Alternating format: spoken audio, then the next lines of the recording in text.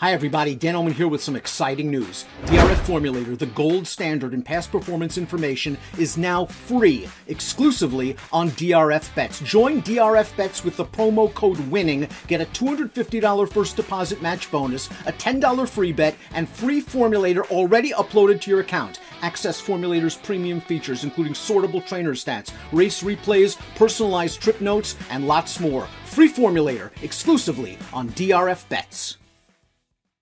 Dan Illman, Mike Beer, taking a look at race number 11 at Gulfstream Park on Fountain of Youth Saturday. It's the Grade 2 $200,000 Mac Diarmida Stakes. We're going 3 turns on the turf at 1 3/8. Let's take a look at this field. You've got Aban, the number 1, going out for trainer Todd Pletcher, and it sure looks like this horse is for real, Mike. He's won 4 of his last 5, and he seems to relish these longer distances, and he has speed. Yeah, that's the big thing for Aban so far, Dad, is just his tactical speed really serves him well. And obviously he can stay a trip in addition to that. So those things sort of combine, to make him a really serious player in races like this. I can't say that I'm, totally sold on him yet, but he keeps winning. Usually in these longer distance turf affairs, the pace is not expected to be fast, but I think it should be solid in here. Timeform US has Safe Conduct and Temple in front of Aban. I'm not sure that's going to happen. I do think Safe Conduct can be forward. I would think Aban is going to break and try to get up close to the lead. And I think Tide of the Sea, the number 4, has got to try to find his speed.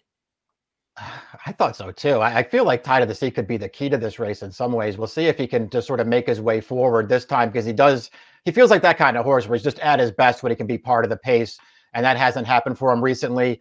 As far as Aban's concerned, listen, he's got a great post. He's got plenty of early speed, and I expect him to be forward in here, but he showed last time, Dan, when they cut him back a half mile, he's perfectly comfortable sitting off another horse if he has to. He sure was. We're going to take a look at Aban's win in the Grade 3 WL McKnight. This coming on the heels of a gate-to-wire snooze fest in the H. Allen Jerkins, where he just walked on the lead. Here he set off the lead, took over with a nice turn of foot, and he's just better than these horses in the stretch. The way he's going right now, he's going to be real tough. You get a little drifty in the lane. A little bit. The trip definitely made a difference for him here, I thought, as well as, sitting up on the pace with a distance challenged horse certainly played to his strengths there as well. But he got the job done again. He just keeps winning races again. I'm not sold on this horse. You saw Temple there finishing a really good second to him last time in the McKnight. And Temple is a horse who could easily get a better trip this time and make it closer. In the case of the number 2 Kygo, I'm going to look at his last 2 races at 1 1/16, as going 2 sprints to a route. He's going 1 3/8, and I think that's what he wants to do, or at least that's what he showed he wanted to do before he came to the Maker Barn when he was campaigning in France. I think he has excuses for both starts in the States. The first was the obvious built-in one off the layoff against a very good horse and Never Surprised. And then last time out, he caught another good horse, the winner coming back to win a graded stake at Tampa with a high 90s buyer. Yeah, we look at him the same exact way. I don't even feel like he ran poorly in those first 2 starts either, Dan. Just races that didn't set up at all for him. And they're probably way short of how far he wants to go. His races over in France are actually pretty good. He clearly got better once they stretched him out. That most recent start, and they ran him 3 times last August, and he just got better with every one of those races. The most recent win there, he came with a really fast finish in a short field. Maker also has the 3 and the 4. We'll start with Glynn County, a horse that he claimed for $40,000 at Saratoga. He's turned him into a Grade 1 placed runner on the turf, running 3rd in that no-pace Mr. D race. That was a good performance, but he's yet to get over the hump in graded stakes competition, and I wonder if maybe he's just a cut below. I kind of feel like he is, but he does have, he has several races actually from last summer that would give him a real look in a race like this. He's another horse who's tactical enough as well that he could get a really good trip in this race. I guess if you like him, you just have to go back and look at the McKnight and say that he needed one off the layoff, Dan, because when you go back and watch the race, I know that there was no real pace on in there, but he got a good trip. He saved a ton of ground. He got through on the rail in the stretch, and he just wasn't good enough. Maker's going to put blinkers back on Tie to the Sea, and this horse has had success with blinkers in the past. He was second in the Mac Diarmida last year with blinkers. This horse last time out ran at Sam Houston, his first start of the year. He just got caught up pushing a very fast pace before tiring. It's kind of been the case for him in his last few, and it might be a situation again with a Bond and maybe a couple of others in here showing speed. Yeah, it feels like that. I mean, I feel like he's kind of hard to like. I do like the blinkers going back on him though, and I think it will allow him to show his speed. And that's when he's at his absolute best, when he can be part of the pace. Listen, I'm sort of done with this horse. I don't really want him anymore. But there are some races in his past that would give him a real chance in here. Lure him in, shipped in from Southern California to compete in the Sunshine Turf. Well, the Sunshine Turf was washed off. He was well meant for the Sunshine Turf. He was well meant for the Sunshine Tapeta. Let's watch that race on January the 22nd. He stayed up close to the pace. He was too good for them. The runner-up would come back to return to turf and run second with an 88 buyer and an optional claimer. You liked him on turf this day, Mike. Yeah, I did. I thought that was a really good spot for him. Obviously, this one's going to be a little bit tougher. He's got really good tactical speed, though, Dan. He's the kind of horse who should get a good trip in this race. Getting back out to a distance of ground and perhaps getting firm going is what's going to help the number 6, Safe Conduct, the winner of the prestigious Queen's Plate, the first jewel of the Canadian Triple Crown last year. After that race, they ran him over Yielding going in the Breeders, going 1.5 miles. They ran him over a wet track against the aforementioned Never Surprised in the Gioponte. Last time out, he caught that horse again. I think getting out to a distance is going to help him. He'll be tested for class, even though he is a classic winner.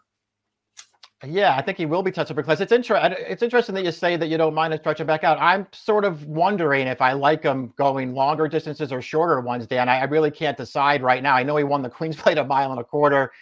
I don't know. I don't feel like his races over longer distances are actually that good. And I wonder if he's just not a horse that I would be more interested in shorter races. Fantasioso finally got it done. Mike, we knew he had it in him.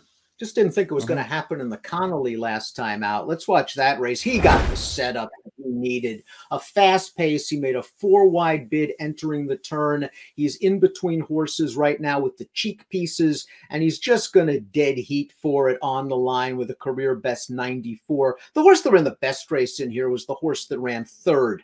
He was on the pace all the way around, and he would come back to win on dirt with a 102 buyer speed figure. It's all about pace for Fantasioso. If you give him pace, he'll make a run, and if you don't, he probably will be short. Yeah, we'll see if he can get another setup. He got a great trip last time and did what he was supposed to do with it, I guess. Boy, even going back and watching that stretch run, though, Dan, it makes me feel like this horse might not have that much try in him. I mean, he really struggled to get by Strong Tide, who, as you pointed out, was part of that pace. And then he just caught a really lucky bob at the end there. I don't want to take too much away from him because he's a good horse. I just didn't really want to bet him back off the Connolly.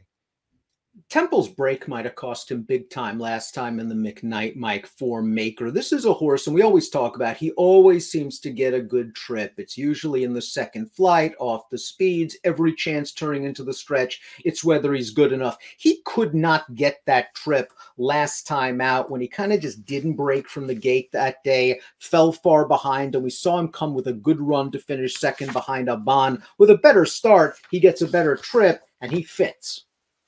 Yeah, I think all those things are true, Dan. I mean, I don't think Temple's any kind of a superstar, but he's got plenty of races that make him a contender in here. And I just felt like I could easily make the case that I would rather take him out of the McKnight than Aban when you compare the two trips that they got. I don't love Temple in this race, but he's just very consistent. He's supposed to do better in the trip department this time. And I just feel like he could easily win this race. Another Maker-trained horse coming out of the McKnight was Media Blitz, who sort of found Temple's position when Temple didn't break last time out. He sat the pocket. He just wasn't as good as Aban and Temple on that day. We have noted the improvement for Maker since he's stretched out in distance. I wonder if that's his best. He may need to take a slight step forward.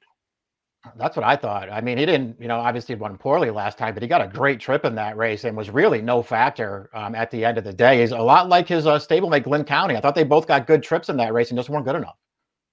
Sham Rocket, stakes winner on turf, stakes winner on dirt. They tried him on synth in the Lure Him In race last time out. Really wasn't the best situation for him from a pace standpoint. He ran fine to be third. He obviously has turf races that make him competitive against this group, and he arguably has the right running style. He's not a one-run closer. He's not a speed horse. He can sit in mid-pack. He's just rather uninteresting to me at a shortish price.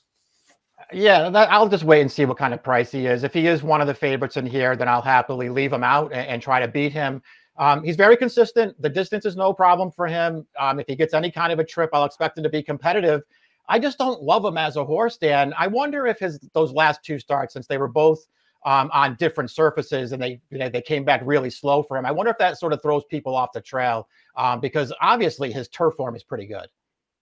Gloucestershire ran pretty well behind a Bon in his North American debut at Aqueduct. Then he came back in a race, washed off the turf on the synthetic last time out, and he did this, going 1.5 miles on the Takita in a non-winners of one other than race, and he just stayed on. And I think really his distance ability and his stamina is his greatest asset right now. He's trained by Pletcher. He has a lot of upside, but this is a big step up from a horse that just won his one other than.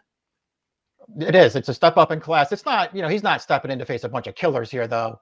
And I like that he's lightly raced. I like this win from him where he stayed within range. And as you mentioned, really got the distance. He had no chance in his stateside debut with the Bond walking on the lead.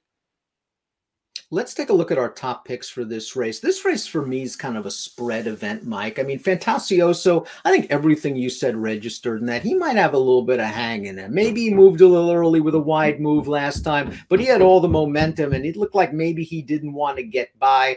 You're going with Kygo, who I think of the maker horses, and it seems like his entire barn is in this race. He might be the most interesting stretching out. That's what I thought. I definitely want to give this horse a chance stretching out. And I like that he's drawn towards the inside so we can save some ground and maybe Paco can work out a trip for him. The added distance is supposed to play right into his hands, and he's going to be a price in here. I liked him. I like the 11 also. I felt like the sort of outsiders, horses with, they have the most to prove in here, but I feel like the distance really works for both of them.